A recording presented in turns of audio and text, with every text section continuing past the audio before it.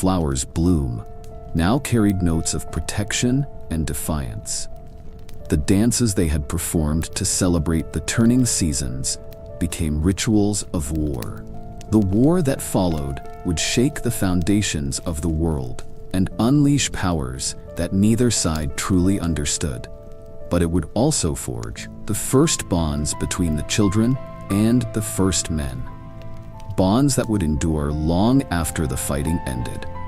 For in their struggle against each other, both peoples would discover that there were darker things in the world than their mutual differences, ancient evils that stirred in the cold places beyond the edge of the map. The Dawn Age was ending, and with it, the last echo of the world's childhood innocence. The Game of Thrones had begun, though none who played it in those early days could have imagined where it would lead. The war between the children of the forest and the first men raged for centuries. A conflict so brutal and consuming that it changed the very shape of the world. Where once there had been songs of peace echoing through ancient groves, now there was only the clash of bronze against bark, the screams of the dying, and the crash of falling giants that had stood since the dawn of time. The first men came in ever greater numbers, their ships darkening the horizon like storm clouds.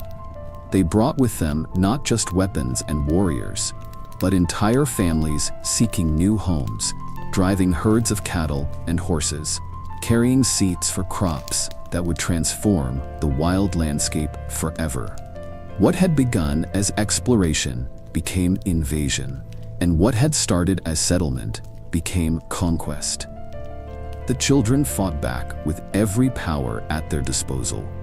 They called upon the earth itself to be their weapon, singing to the stones until they cracked and split, opening great chasms that swallowed entire armies. They commanded the trees to move, ancient oaks and towering pines that walked like men, their roots serving as feet, and their branches as grasping arms. Rivers changed their courses at the children's bidding, flooding camps and drowning those who dared to cross into sacred territory.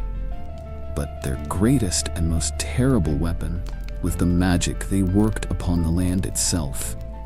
In their desperation, as the bronze axes continued to fall and the sacred groves burned, the children reached for power that had slumbered since the world's creation.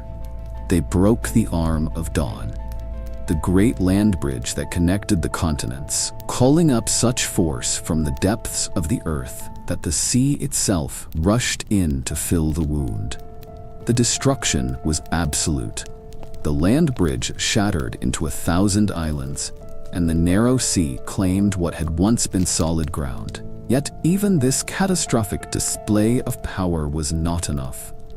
The first men were already in Westeros by the millions, and more came every day across the narrow sea in their long ships. The children began to retreat deeper into the forests, abandoning the coastlands and the river valleys, making their stand in the heart of the continent, where the oldest and most powerful weirwoods grew. It was in this darkest hour, when defeat seemed inevitable and extinction was a breath away, that the children made their most fateful decision. In the deepest caverns beneath the roots of the heart trees, where the magic of the world pulled like water in a well, they gathered their greatest singers and their most powerful magic. They had captured one of the first men in battle, a warrior whose bronze sword had cut down too many of their kind, and they bound him with chains forged from dragon glass and sorrow. The ritual they performed that night was one that would haunt the world for thousands of years to come. They laid the man upon a stone altar that had been carved from the living rock by the first of their kind, and they surrounded him with a circle of weirwood branches that wept red sap like tears. The songs they sang were not the gentle melodies of growth and life, that had once filled their groves. But something darker, older, more primal. They reached back to the very beginning of the world, to the powers that had shaped the first dawn, and they twisted those forces to their will. The dragonglass blade went into the man's heart like a whisper, but the magic that followed was like a scream that echoed across all of creation. The man's eyes changed first, becoming blue as winter ice, cold as the void between stars. His skin grew pale and hard. His breath turned to mist. And when he stood again, he was no longer human. He was something new, something that was neither living nor dead, neither man nor child of the forest. He was the first of the others, the first of the White Walkers. And with his creation, the children had doomed the world to an eternal cycle of ice and fire. The White Walker rose from the altar with a silence that was more terrible than any roar. He looked upon his creators with eyes that held no recognition, no mercy, no trace of the humanity that had once dwelt within that body. The children had meant to create a weapon that would drive back the first men, but instead they had unleashed something that would threaten all life in the world. The White Walker walked out of the cavern and into the night, and where his feet touched the ground, frost spread like a disease. The children tried to control their creation, to bind it to their will, as they had bound the trees and the stones. But the White Walker was beyond their power now, a force of nature as unstoppable as winter itself. He began to gather others to his cause, not through persuasion or conquest, but through a darker magic. The dead began to rise where he walked, their eyes glowing with the same cold light as their masters. Warriors who had fallen in battle stood again, their wounds forgotten, their swords still sharp, their loyalty absolute. The war changed overnight. Where once there had been two sides fighting for dominance, now there were three, and the newest was the most terrible of all. The White Walkers cared nothing for the ancient grudges between the children and the first men. They brought death to both sides equally, and the dead they raised fought with a fury that no living army could match. The cold followed in their wake, a winter that fell like a curtain across the land, turning summer into endless night. The first men, who had been winning their war against the children, suddenly found themselves facing an enemy that could not be negotiated with, could not be bribed or threatened, could not be defeated by bronze swords and leather armor. Their dead rose to fight against them, their own fallen comrades becoming the most terrible foes of all. The cold seeped into their bones, their fires went out, and their crops withered in the unnatural winter that spread across the land. The children, too, found themselves helpless against the monster they had created. Their magic, which had once seemed so powerful, was useless against the White Walkers. The others killed without malice, without anger, without any emotion at all. They were winter given form, death given purpose, and they brought with them a darkness that swallowed light itself. As the White Walkers multiplied, and their army of the dead grew larger, the long night began in earnest. The sun still rose and set, but its light grew weaker each day, as if the cold was draining the very life from the sky. Snow fell in the middle of summer, and the crops failed across the continent. People began to starve, and the starving began to die, and the dead began to rise again with blue eyes and cold hearts. The war between the children and the first men became irrelevant in the face of this greater threat. Old enemies found themselves fighting side by side against the advancing tide of death. The children's magic proved crucial in the fight, for they knew secrets that the first men had never dreamed of. They could forge weapons from dragon glass that could actually wound the White Walkers. and they could weave spells that offered some protection against the cold. But it was among the first men that the greatest heroes of the long night arose. These were the men and women who would later be remembered as legends, whose deeds would be sung in songs for thousands of years. There was Brandon the Builder, who raised great fortifications against the dead. There was Lander Clever, who outwitted the others with riddles and tricks. There was G the Gardener, who kept the seeds of life safe through the endless winter. And there was one whose name would become legend above all others, though the truth of his identity would be lost to time and myth. He was called Azor Ahzroi, the prince that was promised, the warrior of light who would stand against the darkness. But he was not born a hero. He was just a man like any other who loved his wife and wanted to protect his people from the growing cold. The forging of Lightbringer, the sword that would end the long night, was a tale of sacrifice that would echo through the ages. Azor Ahai worked for 30 days and 30 nights to create a blade that could stand against the others, tempering it in water until it was perfect. But when he drew it from the forge, the sword shattered like glass at the first blow. He began again, working for 50 days and 50 nights, tempering the blade in the heart of a lion until it glowed like the sun. But again, when he tested it, the sword broke. For 100 days and 100 nights, Azor Ahai labored on his third attempt. He poured all his skill, all his hope, all his love into the forging. When the blade was finished, he knew what he had to do to make it truly strong. He called his wife to him, Nissa Nissa, the woman he loved more than life itself, and he told her what was required. She wept, but she did not refuse. She bared her breast and smiled through her tears, and Azor Ahai drove the sword into her heart. Her cry of pain and love and sacrifice echoed across the frozen world, and the sword caught fire in her blood. Lightbringer was born in that moment, a blade that burned with the light of the sun and the heat of a loving heart. It was a weapon that could cut through the darkness, that could stand against the cold, that could kill even the deathless White Walkers. But the price of its creation was more than any man should have to pay.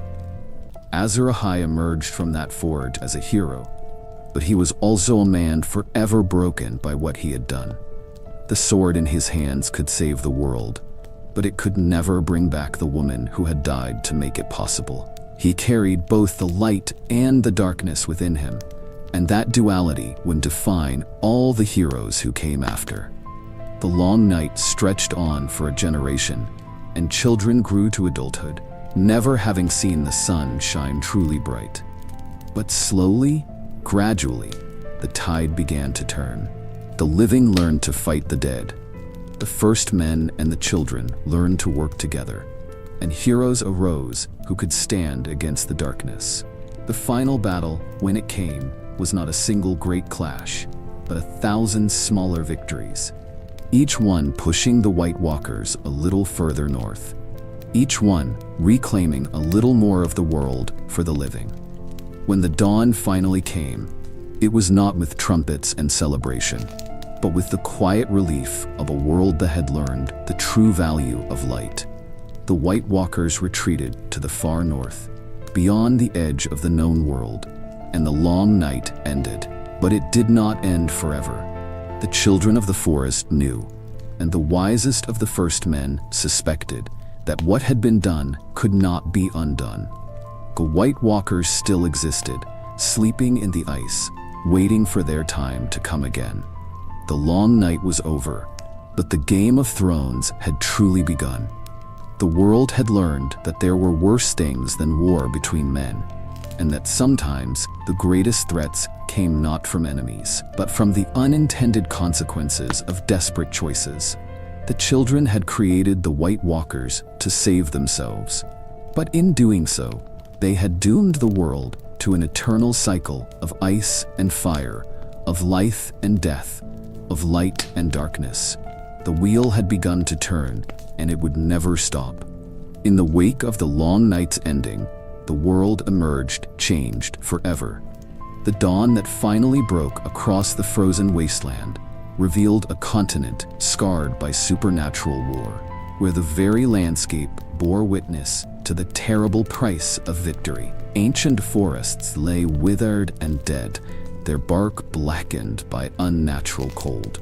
Rivers had changed their courses, seeking new paths through land that had been cracked and broken by forces beyond mortal understanding.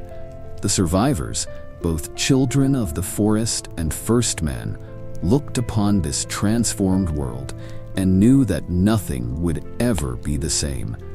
Yet, from this devastation arose the greatest age in the history of Westeros. The shared struggle against the White Walkers had forged bonds between the former enemies that would endure for millennia. The children, no longer seeing the First Men as simple invaders, recognized in them a strength and courage that complemented their own ancient wisdom. The First Men, humbled by their encounter with powers beyond their comprehension, gained a new respect for the magic and knowledge of the children. Together, they began to rebuild not just their world, but their understanding of what it meant to be alive in a realm where death itself could walk. The hero, who would become known as Bran the Builder, stood at the center of this new age. He was not born with a crown upon his head or a sword in his hand, but with a vision that stretched beyond the horizon and a mind that could see patterns in chaos. Where others saw only destruction, Bran saw opportunity. Where others mourned the fallen, he planned for the future. His first great work was also his most necessary, the mighty wall that would guard the northern border of the realm for thousands of years to come. The wall was not simply a fortification, though it served that purpose admirably. It was a monument to the cooperation between the children and the First Men, a fusion of human ambition and ancient magic that created something greater than either could have achieved alone. The children wove their strongest spells into the ice, binding it with power that would prevent it from melting through the hottest summers. They carved runes into the frozen surface that would turn away the White Walkers should they ever return from their exile in the far north.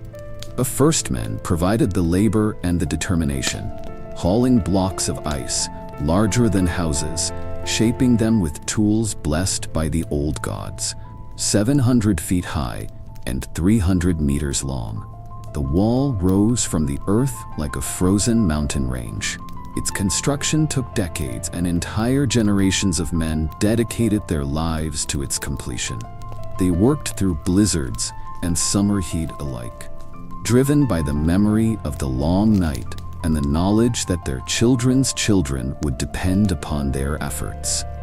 When it was finished, it stood as a testament to what could be achieved when humanity united against a common threat, a gleaming barrier between the civilized world and the wild lands beyond. But Bran the Builder's vision extended far beyond the wall. He saw a future where the great houses of Westeros would need strong seats from which to rule, castles that could withstand the storms of war and the passage of time. Storm's End was perhaps his greatest architectural achievement, a fortress so perfectly designed that it could withstand the fury of the gods themselves. The castle seemed to grow from the very stone of the cliff upon which it stood, its walls curving in perfect harmony with the natural contours of the land. No storm could shake it, no army could breach it, no time could erode its foundations. The secret of Storm's End's strength lay not just in its construction, but in the magic that had been woven into its very stones. The children had taught Bran the old ways of building, how to ask the earth's permission before disturbing it, how to align the walls with the natural flow of power that ran through the world like hidden rivers. Each stone was placed with purpose, each tower positioned to catch and channel the forces that lesser architects never even knew existed. The result was a castle that was more than the